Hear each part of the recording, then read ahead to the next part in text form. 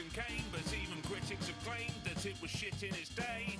Some films are shit and shit they will stay, but some get better over time because of Nicolas Cage. So which film stays shit forever? And which one's got a little bit better? Second chance movies. No poor bloods were harmed in the making of this podcast. Welcome to Second Chance Movies, the podcast where we rewatch movies and decide if they deserve a second chance. I'm Joe Harper, your host who loves rewatching movies and finally bought himself an elf on this show. And I'm Jessica Kwazz, your host who's a one and done kind of movie viewer who celebrates Buffana, the Christmas witch. No, what? Yeah, so what is Buffana? I'm so glad you asked because Buffana is wonderful. She's an Italian folklore who is like Santa but better. So she's a Christmas witch and she comes and like gives toys to the kids and candies, and like if they're good, they get good things. If they're bad, they get sticks or coal. Not only does she do that, but she's better than Santa. She's better than Santa because according to folklore, she'll also sweep your floors before she leaves. Oh, that's really kind of her. That's really kind. And then it also Where's like that greedy Santa just eats all your cookies? Exactly. Makes a fucking mess. Buffana cleans it up and then metaphorically is also sweeping away the bad energy for the next year. Love Very her. kind of her. Okay. Very kind. Maybe I'll start worshiping Buffana. Hell yeah. And today we are giving a second chance to Krampus. We're going to talk about Krampus today. And of course, spoiler alerts. We're going to talk about things that happen in it. That might we sure are. Things. And here we go. Let's buckle in for this sleigh ride of a fun time. So, for those of you who do not remember Krampus, like I sure didn't, let me read what IMDb describes its synopsis as. A boy who has a bad Christmas accidentally summons a festive demon to his family home. That's okay. Yeah, I mean, I like that synopsis. It gives you just enough and kind of leaves you intrigued. Like, what's going to happen with this demon? So, for me, this was like a scary Christmas movie, which we don't really get too much of the mashup of Scary Christmas, of the German folklore of Krampus. Krampus is like evil Santa. Yes. Who comes to punish you. Hell yeah. And yeah, that happens in this. He lets you know you've been bad. You've been real bad. The demon's coming. Do you remember your first time with this movie? I do. I actually saw it in theaters, like when it came out. Yeah. Oh my God. How was that? Were you the only person in the theater? Actually, no. Like, I actually remember I went with a couple friends and like the theater was actually pretty full and like people were really enjoying it from what I remember, like giggling and laughing and like tense when it was scared. And I actually really liked it. I really enjoyed it. I think because I love horror and I love Christmas, and this movie combined them both. So I was really into that premise. So that's why I wanted to see it right away. And yeah, I had a good time. From what I remember buying this on Blu-ray because I was like, I missed out on the theater experience. I saw it on a sale and I was like, you know what? This looked really intriguing. So I want to give this a go because it looks right up my alley. And I do not remember anything from it. I remember being kind of bored through it. And then there's some creepy stuff that happens. And then like, before this rewatch, I had no idea what I don't remember anything. I was like, it was almost like seeing this movie again for the first time. Because even when watching it, I was like, I don't remember any of this happening. I will say, even though I did enjoy it, I also forgot a lot that happens. So I think it's time for reviews. Oh, wow. You love reviews. I love reviews. All well, right. There's some people that did love this movie. So let's celebrate those kind people in the spirit of Christmas. So let's start off with our positive reviews. Aaron Peterson from The Hollywood Outsider wrote, "Give me the naughty over the nice. Krampus is everything I wanted this Christmas." That's good. Yeah. I'm glad someone enjoyed it. I mean, I definitely think this is designed for people. Like, there's definitely people that like horror and Christmas. Oh yeah. And we're Hello. like, when are these two worlds going to collide? I need this. In a way that's not horrifying Jack Frost, which is too much. That's not a horror movie. This is a lovely little movie about. I think you're Michael thinking of a Keaton. different Jack Frost. I probably am. Yeah. It's awful. It's so awful. And that's the only horror Christmas movie we've had forever. And it's not fun. It's Thank dark. God Krampus came along. Oh man. So we have a second option to watch instead. Truly. Whew. Trace Thurman of Horror Queers podcast. It's not as mean as it should be, but it's still a fun little slice of family holiday horror. It sure was. It sure is. All right. Sarah Michelle Fretters from MovieFreak.com wrote, "As Christmas miracles for horror fans go, this is one stocking stuffer certain to be enjoyed for many years to come." Not so much, Sarah. Like, yeah, it was enjoyable at the moment, and then you really forget about it after a couple of years. I totally forgot about it. Yeah. I remember it exists because it sits on my shelf and I pass it every time. Every Christmas, I'm like, what Christmas movie? Not you. Watch. Molly Henry of The Blogging Banshee. Krampus is a film that will be added to my list of Christmas movies I have to watch every year. It ties in old traditions with how the holidays are today. Yikes, I do not want my holiday to be like that. No. Even before Krampus shows up, it doesn't seem like a good time. Roxana Haddadi of Punch Drunk Critics.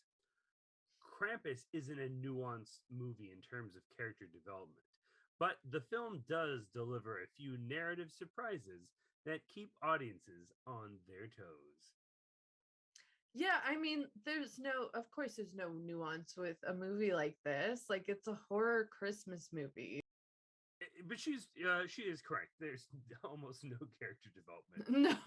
No, Hey, these are these people. I think what helped this movie is just like, I know these lead four characters, or these lead four actors. I'm like, I know who all these four people are, and based off of the things I've seen them in constantly, I just assume they're the people, like, they're typecast. I'm just going to assume it's that person. Right. Yeah, I think that's a fair assessment. And, like, yeah, there really isn't any character development. But, like, I didn't go there, I didn't go into Krampus wanting, like, a character-driven piece. So, like, that doesn't really matter too much to me for this movie. Nigel Andrews from the Financial Times. We love when the Financial Times comes in for a movie review. Financial Times had to say, "Krampus is a Merry Christmas horror film that takes no prisoners, but should hold willing audiences captive." But let's switch gears to shitting on this movie with some negative reviews. Okay, well, I've got one right out the bat. All right. Brooke Corso of The Monitor. If it weren't for Keckner blustering about with his rifle and the gingerbread men finding a nail gun, this film would be about as bland as a month-old fruitcake. It does save the movie. That part is a real highlight. So, first of all, David Keckner has never given us a bad performance ever. He's always brings high energy to whatever he's doing. I just like him. Most people know him as Todd Packer from The Office. He's also an Anchorman. Anchorman, iconic. He's one of those guys that pops up in so many things as like a one scene, two scene guy. Does what he needs to do and gets out. And I feel like with this movie, they should have let him off his leash. Just like he's like one of the top four characters in the movie. Let him do whatever the fuck he like. give him more things to do. Yeah, I agree, because like you said, he does pop in and out of a lot of things, and in this movie he's around for quite a while, so like, yeah, while he's around, let's just like let him do whatever the fuck he wants, because he's really Like, fun. he's supposed to be like the obnoxious uncle. To me, when I see this, he's kind of like the Randy Quaid of Christmas Vacation. Yeah. Whichever Yes. case. And yes. I just think that let him be that, but let him do his like Keckner spin on it. Yeah. And even more fun. Him fighting with Gingerbread Man might be one of the highlights of the movie. Peter Howell from the Toronto Star wrote, "The fact we all care about the outcome is a testament to the actors, and only the actors. But buried beneath the Christmas clutter is a much better movie." I feel like the Christmas clutter is what I like about this movie. Right. I mean, we do need some of that. It's a holiday movie. All right. This review, I can't make heads or tails of when it comes to this movie. So I don't know what's going on here. Maybe you have some insight, Joe, that could help me understand what this person's saying. But I'm pretty good with insight. Okay, let's give this a whirl then. Ed Gonzalez with Slant Magazine wrote, "At the center of the film is a conservative lesson that asks us to unquestionably abide by society's capitalistic impulses." No, Jessica, we're not doing Jingle All the Way this week. We already did that movie. Ed, what did you watch? Like, what did you watch? Because I don't get that message. Maybe he just started the movie and then turned it off after the credits, because the credits are really well shot, like Black Friday shopping. Right. Which I think is a fun way to start a movie. Not this movie. Not this movie. This has nothing to do with shopping and presents. Nothing. So I don't understand why that's in the front of the movie. But it looks good. It does look good. And I think it's supposed to like start us off with chaos right away. But then you're right, it's detached from the rest of the movie. So it does feel like really disjointed. And yeah, maybe Ed just saw the opening where they're in a mall and thought like, they want us to knock out shop. A review. Yeah. And done. Call it a day. The movie's probably about capitalism. Yeah, as long as your review sounds smart, I guess it's good. All right, Adam Woodward from Little White Lies wrote, "A curious creature feature that's more an unwanted gift than a surprise package." That's rude. I know. It's definitely a creature feature, and yes. Boy, is it a creature feature. It sure is. But that's one of those things I want to talk about creature features later. All right. At least these creatures, because these are super impressive. Michael Compton of Bowling Green Daily News. The anti-Christmas movie that wants to be naughty, but ultimately misses the mark. Ooh. He did not like the deviation from American Christmas norms, that's for sure. I mean, okay, well, let's just get into our second chance. This is my second time watching it. Sure. And because I like, nice.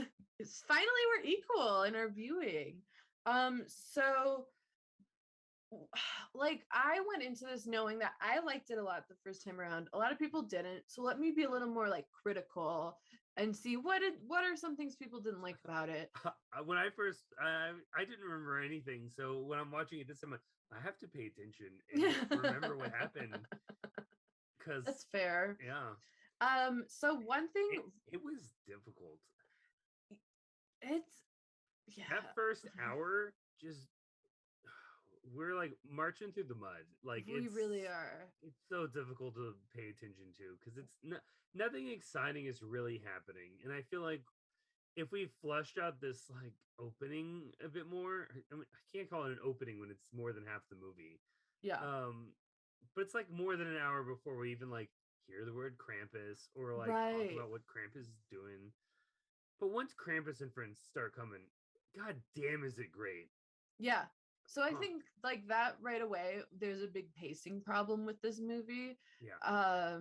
I think that we spend a lot of time at the beginning not even so much like establishing our characters, because we meet them, we get who they are. You know, again, the characters are kind of basic, so we're able to understand like the stereotype of a character, or just like the blanket, like, oh, this is the kooky relative that just showed up, this is the elderly grandma, this is the little boy who's pissy, these are the weird cousins. Like, we're able to pick those like stereotypes up right away. Damn. And then we essentially, the young kid who's sort of like our, I guess, hero of the story ish. Like, let's call him by his character's name. What's that?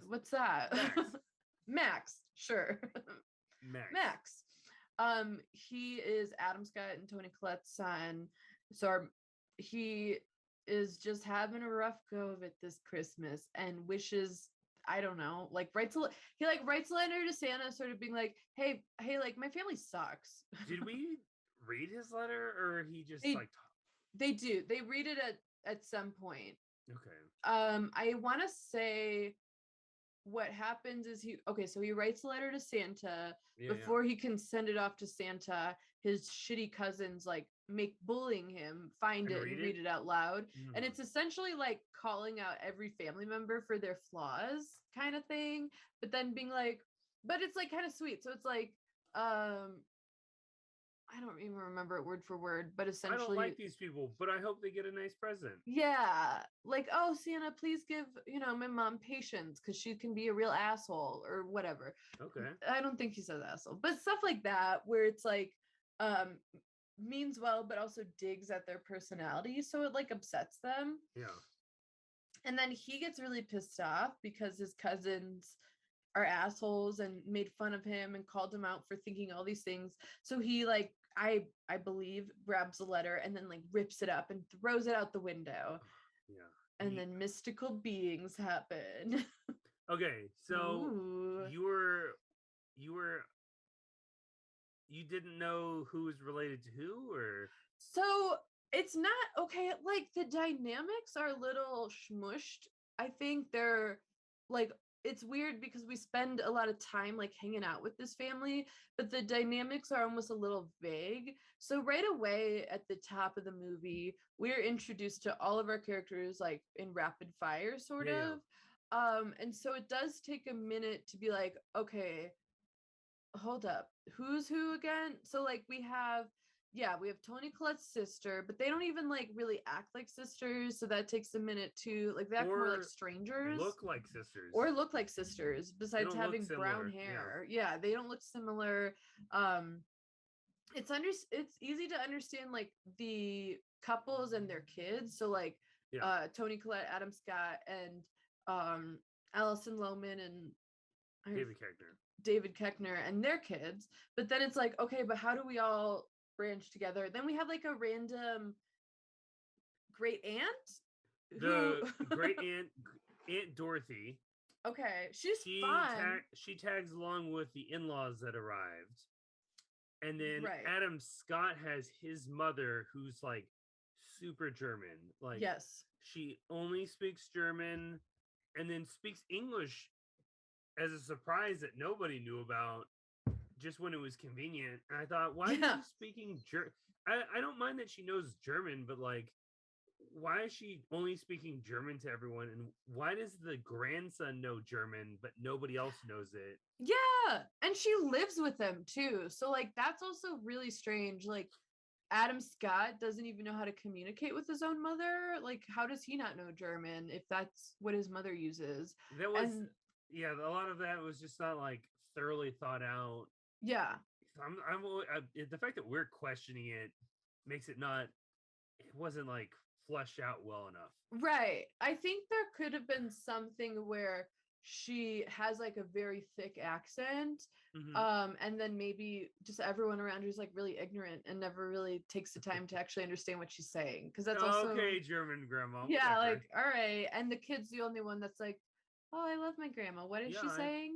And hey, she can speak English, but he learns German just because it's easier for her to communicate. Like, there could have been, because there's like this, it's weird. I would have rather her all speak German or all speak English. I didn't like this like halfway through, like, oh, I actually know some English and I only know the English to explain what Krampus is. She Because it's knows easier that for our English audiences to very listen. well. And she knows it really well. Like when she's talking about Krampus, she's like, okay, here's some full ass English sentences for you. Like, I Yeah. got this. Here's a monologue of a language you've never heard me speaking before. Okay. So like I like that like this is sort of blended-ish and that it's like Adam Scott's mom and Toni Collette's sister and her I aunt. like a big fun extended family. It's that's realistic, yeah. But like again, like the dynamics just seem a little wishy-washy. Like for it took me a minute to understand that that this is Toni Collette and Allison Lohman's aunt. I thought it was like the in-laws mom. So I thought it was like Are you so I don't know if because again I don't really quite remember or caught up on the detail. I don't know if it's their great aunt or Howard's great aunt. I think it's their aunt, but the way she's Yeah. introduced is so vague. It's almost like, oh, why'd you bring her? Oh, she like jumped in our car. I couldn't say no. Okay. But then it's like, okay, The- so we don't like her that much, but like, who is she again? we as the audience think she's probably the most fun character in the bunch because Yeah. she's the sassy old. It's Conchata Ferrell from 2.5 Men. Yeah. Blast. We all know her. We've all watched 2.5 Men at least an episode. Yeah. Even if we didn't want to, we all have. And we know Berta. We all know Berta. She's fun. So we like her. We love her. Stamp of approval. Absolutely. Bring her She in the can do family. no wrong in this movie. Yes. And she's got a lot of funny lines. Yeah. I Scenes like in her there. being this like kind of sassy asshole that no one really wants around, but you Except kind of the have audience, to. we want her We around. want her around, yeah. And like she's there because she's family and she has to be, and just like that's such a fun like part for her to be in for this. But I just want to know, like, okay, but like, why? Who is she? Like, I'm Yeah. cool. Let's bring her in. Let's accept her. Hell yeah. I But, do like, think like who the is sisters. The sisters don't even like each other, so why did they even show up? she? Right. And why are they right. hanging out at Christmas together? Yes. Just because it's Christmas? Right. No. I think like that is sort of a dynamic that I've seen in my family anyway, where sometimes you do spend holidays with someone you don't particularly like. I feel like the sisters should at least get along. Yeah. And maybe just like the sister's husband is just obnoxious. Like Sure, that's more he's realistic. he's not a bad person or rude. He's just obnoxious. And so like he's annoying to be around, but he's like a nice person. Right. Like I think there needs to be, because there is just a strain everywhere all around. And I think there needs to be some connective tissue to make us all care about this family. Like I don't think like, yeah, maybe we really like the aunt, but her kids and husband suck. Like I know family members like that. Like, And I don't know how many kids there actually are, because like 2 of them are twins, and then like they all kind of like look the same, and so like it's hard to tell everybody apart. yeah. And they Oh. also like don't have really much personality. Like even our main kid, Max, like I just know that he likes Christmas and he's having a rough go of it. I don't know anything else I feel about like him. having twins that are bullies is a good choice. I like all these actors a lot. I think the cast is really cool. And I think everyone's doing a really good job here. But there's just something like lost in the sauce of all these family members that like just for some reason don't like each other at all. Like at all. Not even like much The- respect for one another. So like why are we all together and caring about each other? The first hour is really boring because of just it feels like a lack of character development, and just people are just have to be together because it's Christmas and because they're family. I want to Mind-boggling how skip to lame where it this is. movie fucking shines. All right. It is when Krampus and all of his monster friends start showing up to attack everyone. Hell Guys, yes. This is by far one of the most impressive things, because when I'm watching him, like, fuck, these like computer graphics still hold up and they look great, even though like we've been 5 or 6 years and technology's gotten a bit better. Turns Oh. out they're all fucking puppets. Like That is so impressive. well-crafted puppets. They look so great. There's so many pieces to put together. I watched thank God I had the Blu-ray, because I watched all the special features, which was way more fun than watching the movie. Watching them build everything and come to life. I think the Jack in the Box puppet is my favorite, because for its like stretchy part in the middle, it looks like a giant fucking like slugworm thing because it eats the kids. Yes. Like its jaw opens up, and I thought, man, like the CGI looks so good on this. Nope, it's a puppet. It's real. That's a real thing. That is like honestly one of the most impressive parts about this movie is the puppetry behind it, because they all look really distinct and creepy and intense, but then they also have their own like particular kind of movement as well. There's a lot of movement with these things that make them really fun and really creepy at the same time. And there is this like fun creepiness we get where we're playing off of like these typically cute, lovable things that are like gonna murder you. Like we have the weird clown that's like eating the kids, and this creepy teddy bear that's attacking. And that is probably my favorite thing to watch behind the scenes of, because it's a puppet that is, you know, about like 2 feet tall, and everyone is wearing like green screen things, and they're just like, it's like 3 people on it. One's like mouth, 2 people are in the arm, and just watching them both all 3 like scuttle with it, like running across the table, is so fun to watch. That's really cool because it also looks really good still. Like it looks awesome. And that's where this movie is shining, is Again, all these creative things like this. It's like it feels like Gremlins because there's like animatronics or puppetry that's blended in, and I think I usually that makes the movie feel more realistic because I think with a lot of CGI, if it's not perfect, then it looks like cartoony, and like it takes us out of the realm. Like Avatar, I know those are not real people, right? No one has real makeup on, yeah. But like with these creatures, I feel like that's a real thing in there. Yeah.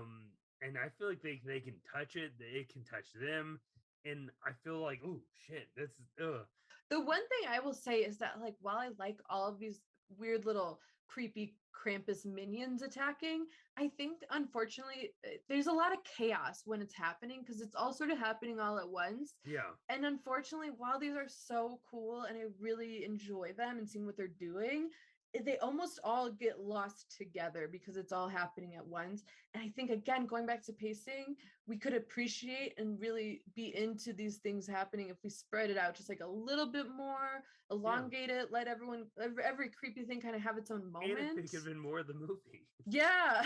Yeah. We could have trimmed the fat and replaced it with these like really fun, weird creatures that like are just evil, but like quirky. Like I just feel really like this it. Is what like award ceremonies like Oscars are missing out on, is like movies like this that are killing it in like the puppetry department. Yes. Practical effects, because it's really impressive. I agree. And I think too, that's where we really get like, oh, this is what they're going for with this movie. And I get it. And so I like that. I like being in that. And I wish, again, we just had more of it. What do we think about Krampus?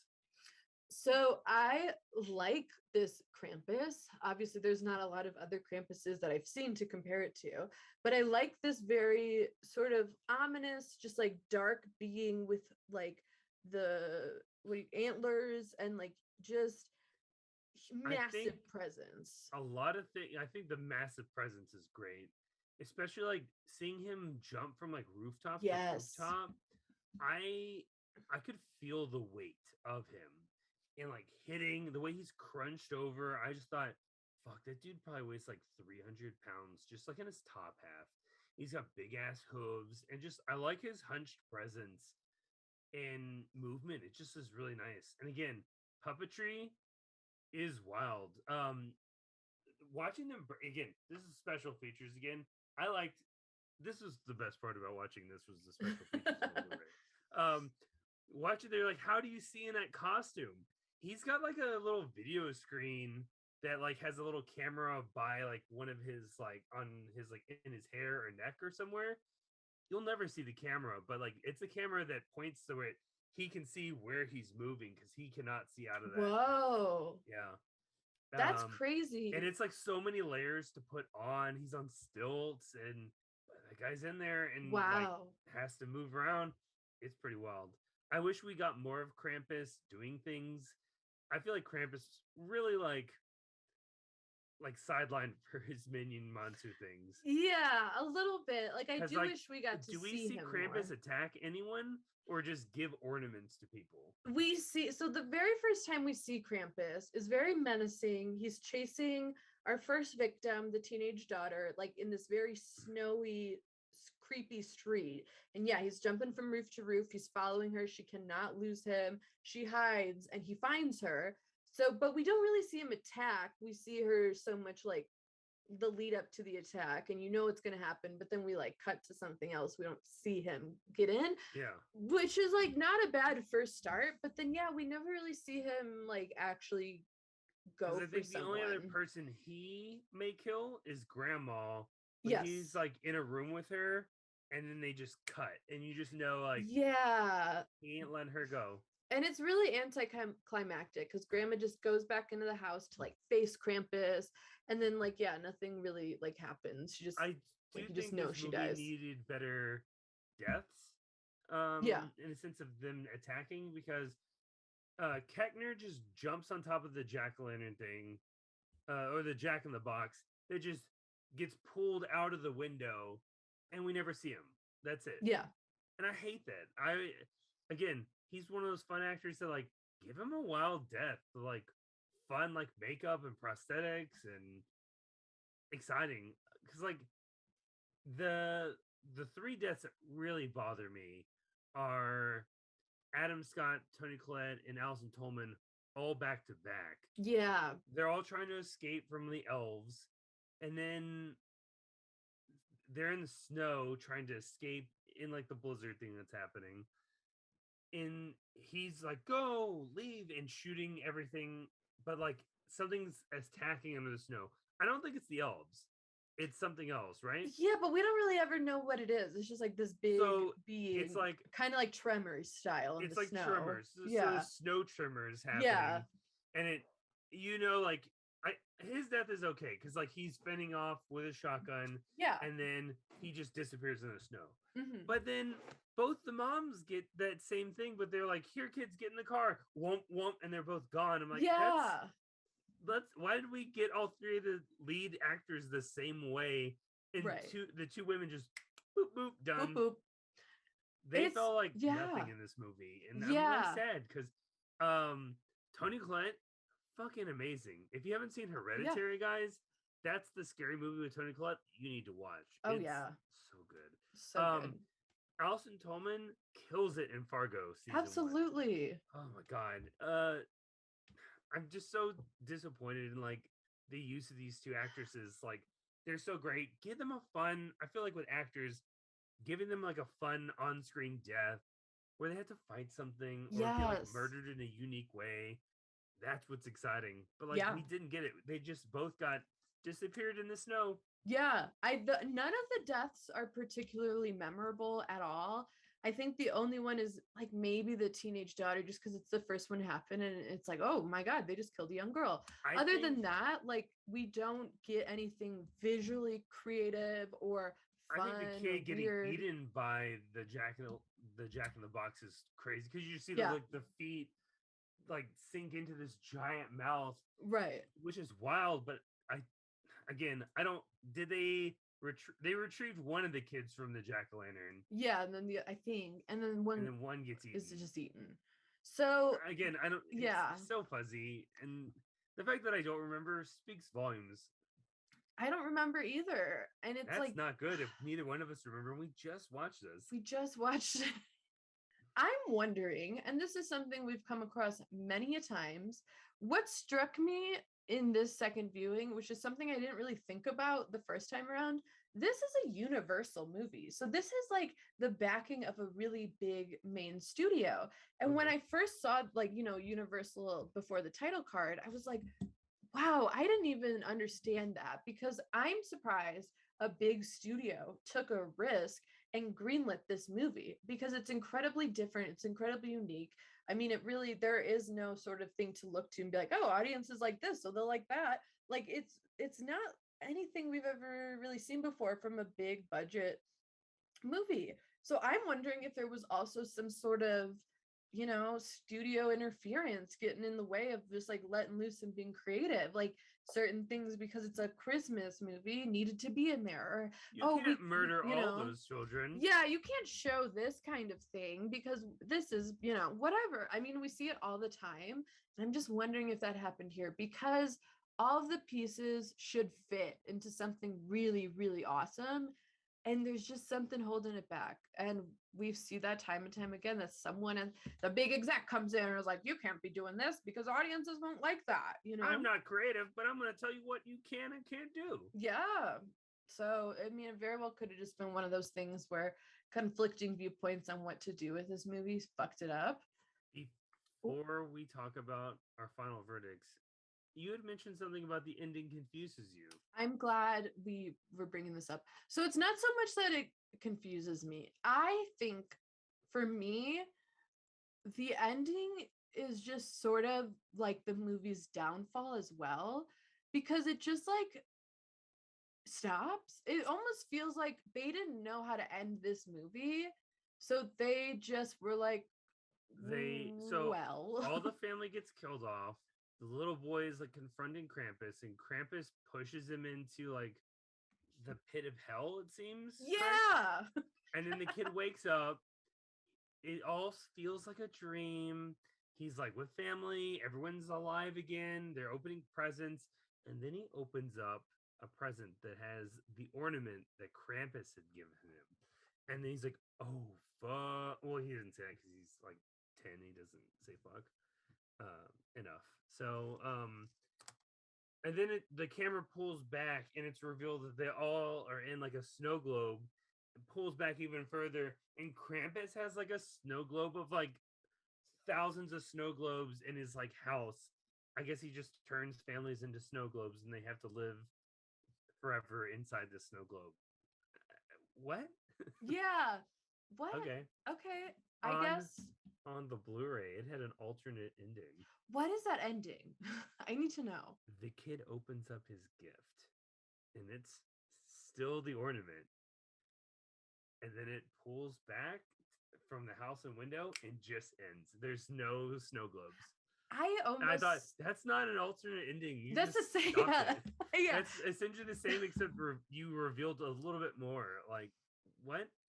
The alternate ending would be like Krampus isn't real, or like he was able to save the day and bring everyone back to life. Yeah, something like that. That's just like a trimmed down version of the ending we got. Yeah. I don't know. I just think like it's not the worst idea of having it be like this existential crisis of like, oh my God, they're trapped in a snow globe for all eternity. And it also does make sense as to why like no one else was around their house. It's because they're in this weird snow globe universe. But it just, there's something about it that makes it feel off kilter. And maybe it's because we have so much happening with like doom and gloom and chaos. And then, yeah, the kid falls into the pit of hell. And then and then he wakes up and forgets all about it. And then it's like, haha, that's funny. But you're stuck here forever. It's like, what? Like, I think there's a lot of horror movies that end like that. So for me, I was like, oh, good. They ended it just like a lot of others. So, Joe. Yeah. Do you think that Krampus deserves a second chance?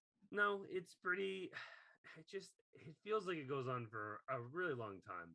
I do think if you're interested in Krampus, just skip around to like the hour 10 mark, and just watch When Monsters Go, because like the puppetry again, the monsters look so good. Everything's filmed well. It's great.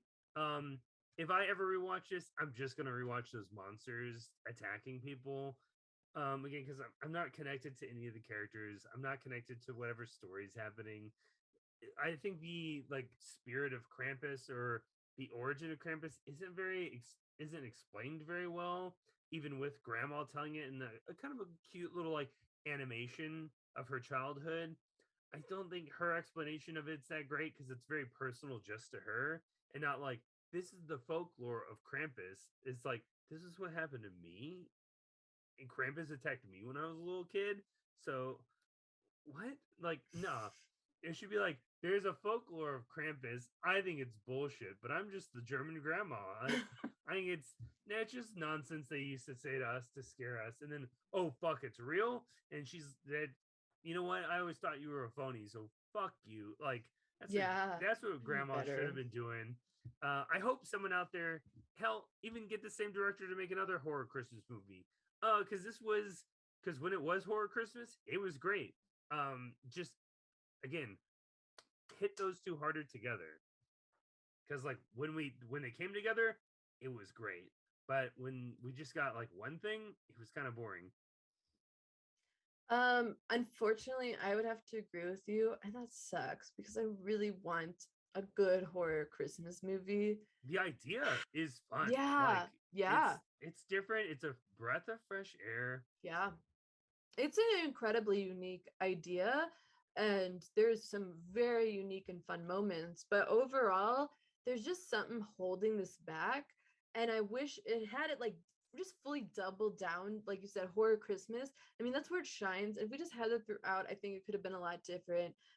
What holds it back is so drastically lame and boring as a result. So it's really hard to say like, yeah, actually this was a lot better than I thought. Like I actually thought that the second time around I liked it less, which was really unfortunate. I would say, yeah, no, it doesn't deserve a second chance. There's some really cool elements in there, but overall it just doesn't really deliver like what we really want it to. So it's gonna be a no for me, unfortunately. So sad because like I think with the title Krampus and the look of Krampus, I want it to succeed. I want it too. And unfortunately, also Krampus really does take like a supporting role for his own movie. Like not a supporting, he's a minor role. Yeah. I need way more Krampus in this. He's like a piece of set dressing in his own movie. Like I need more Krampus. Just need more. You know what I want? I want like a big A-lister to be Krampus. Get me like a Paul Giamatti to just eat up that scene. Oh fuck yeah. Yeah, fuck that's yeah. what I want. I don't know. I think this is a movie that if they tried to remake it and just make it better, I'd be into it. But for how it is, nah. They did a good try though. I think that, they really did. I think everyone really tried here, and just something happened, and I don't know what it is, but I don't like it. That's my hot take. Okay. All right. Well, thank you for listening to another episode of Second Chance Movies. You can find us on YouTube. We have a visual episode. We also have all of our audio episodes, and wherever you find your podcast. Please like, share, subscribe if you like what you're seeing and hearing. We'd really appreciate the support. You can follow us on Twitter and Instagram and keep the conversation going about movies. Let us know what you might want us to review. We'll do it. We'll watch it for you and let you know how it is nowadays. If you want to hear our opinions about a specific movie, let us know. I'll talk about anything. We'll do it. We'll talk about it. You know what? Shout out to Beaty McBeatface. Beaty McBeatface. Thanks you. For that dope intro song. So good. Every time it slaps. Everything you need to know to find us will be listed in the show notes. And yeah, we'll be back next week with our last Second Chance movie of 2021. We keep the fire hot. Second Chance Movie.